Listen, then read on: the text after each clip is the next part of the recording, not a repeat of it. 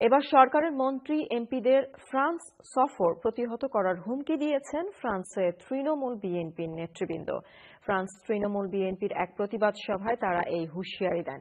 বিস্তারিত নুরুল ওয়াহিদের রিপোর্টে। ফ্রান্সে ওভারভিলার একটি হলে ফ্রান্স বিএনপির দুর্দিনে ঐক্যের প্রচেষ্টা ও তারেক রহমানের বিরুদ্ধে ষড়যন্ত্রমূলক গ্রেপ্তারি পরোয়ানা জারির প্রতিবাদে আয়োজিত প্রতিবাদ সভা ও মহান বিজয় দিবসের আলোচনা সভা অনুষ্ঠিত হয়েছে।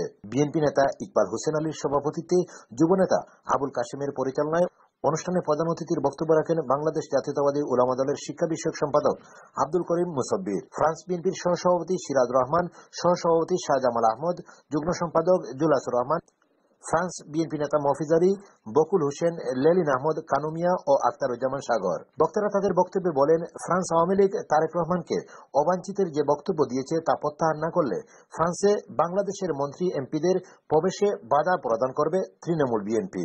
পরে জাতীয় ও দলীয় সঙ্গীতের মধ্য দিয়ে সাংস্কৃতিক অনুষ্ঠান পরিবেশিত হয়।